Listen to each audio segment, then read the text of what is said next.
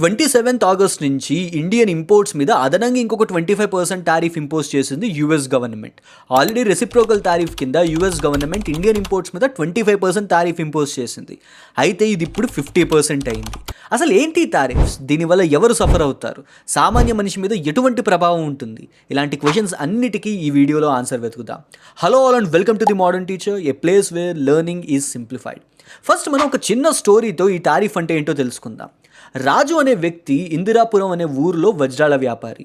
అయితే ఇందిరాపురంలో అతని వజ్రాలు అమ్ముకోవడం సరిగ్గా లేదని చెప్పి పక్కనే ఉన్న అమెరికానపల్లికి వెళ్ళి అతని వజ్రాలు అమ్ముకోవడం స్టార్ట్ చేశాడు. అమెరికానపల్లిలో రాజు వజ్రాలకి మంచి డిమాండ్ వచ్చింది. కానీ రాజు వల్ల అమెరికానపల్లిలో ఉన్న వజ్రాల వ్యాపారులందరూ నష్టపోతున్నారు.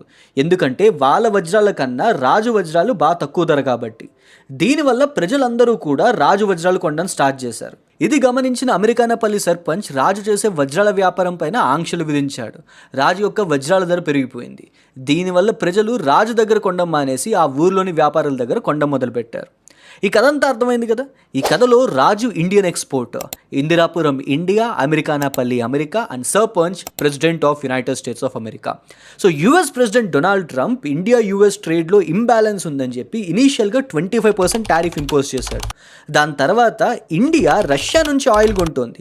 దానివల్ల రష్యాకి యుక్రెయిన్కి జరుగుతున్న వార్లో ఇండియా డైరెక్ట్గా రష్యాని సపోర్ట్ చేస్తుందని ఇంకొక 25% పెనాల్టీ వేశాడు. అలా టోటల్ టారిఫ్స్ 50% అయ్యాయి. ఇప్పుడు ఫస్ట్ మేజర్ డౌట్ క్లారిఫై చేసుకుందాం. ఈ 50% టారిఫ్ ఎవరు కట్టాలి? ఇండియన్ ఎక్స్పోర్టర్సా, ఇండియన్ సిటిజన్సా? వీళ్ళిద్దరూ కాదు. దీని బర్డెన్ యూఎస్లోని ఈ ప్రొడక్ట్ని కొనుక్కునే వాళ్ళ మీద పడుతుంది. ఇంకొక ఎగ్జాంపుల్ చూద్దాం.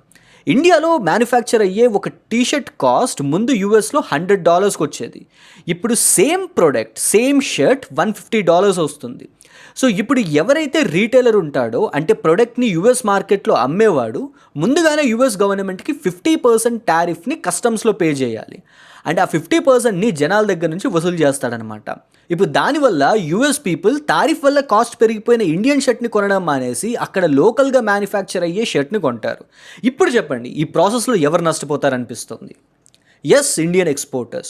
ఇండియా నుంచి యూఎస్కి metals, pearls, precious stones, electronics, pharmaceuticals, fuels, organic chemicals మెయిన్గా ఎక్స్పోర్ట్ అవుతాయి.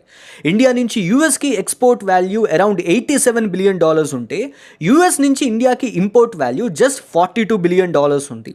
సో ట్రేడ్ డెఫిసిట్ ఉంది అండ్ ఇది ట్రంప్కి నచ్చలేదు. And at the same time domestic మార్కెట్ని కాపాడుకోవడానికి ఈ టారిఫ్ని ఇంపోజ్ చేశాడు. బట్ ఇండియా అంటే కొద్దిగా మమకారం ఎక్కువ కాబట్టి 50% ఇంపోజ్ చేశాడు. దీనివల్ల ఇండియన్ ఇండస్ట్రీస్ మీద నెగిటివ్ ఇంపాక్ట్ ఉంటుంది. Textiles, gems, jewellery, furniture, chemicals, marine products, పర్టికులర్గా ఇవన్నీ కూడా లేబర్ ఇంటెన్సివ్ ఇండస్ట్రీస్, అంటే ఎక్కువ ఎంప్లాయ్మెంట్ జనరేట్ చేసే industries. So foreign exports demand తగ్గిపోవడం వల్ల లేఆఫ్స్ లాంటి రిస్క్ కూడా ఉంటాయి. అండ్ స్మాల్ స్కేల్ ఇండస్ట్రీస్ అయితే మొత్తానికి క్లోజ్ అయిపోయే ఛాన్సెస్ కూడా ఉన్నాయి. సో ఇప్పుడు మన ముందున్న ఆప్షన్స్ ఏంటి? యుఎస్ తోటి ఎప్పటి నుంచో పెండింగ్లో ఉన్న ట్రేడ్ అగ్రిమెంట్ని as early as possible table మీదకి తీసుకుని రావాలి. If you don't want to lose another major market. Or let's find new markets.